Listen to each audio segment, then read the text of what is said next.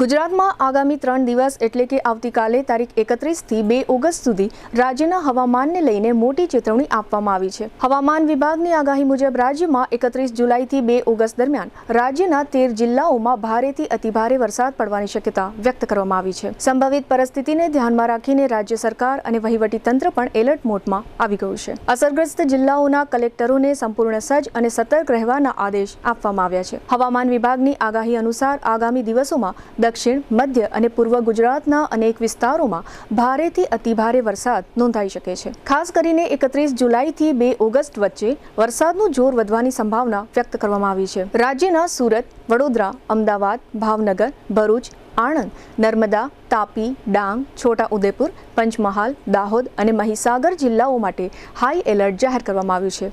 આ વિસ્તારોમાં નીચાણવાળા વિસ્તારોમાં પાણી ભરાવાની તેમજ નદી નાળાઓમાં પાણીની આવક વધવાની શક્યતા હોવાથી લોકોને પણ સાવચેત રહેવાની સલાહ આપવામાં આવી છે।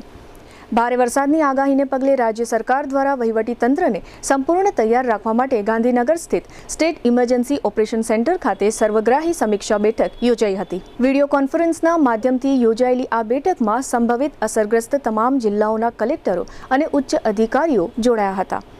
બેઠક દરમિયાન હાલની પરિસ્થિતિ, વરસાદની આગાહી, બચાવ અને રાહત કામગીરી તેમજ આપત્તિ વ્યવસ્થાપનની પૂર્વ તૈયારીઓની વિગતવાર સમીક્ષા કરવામાં આવી હતી।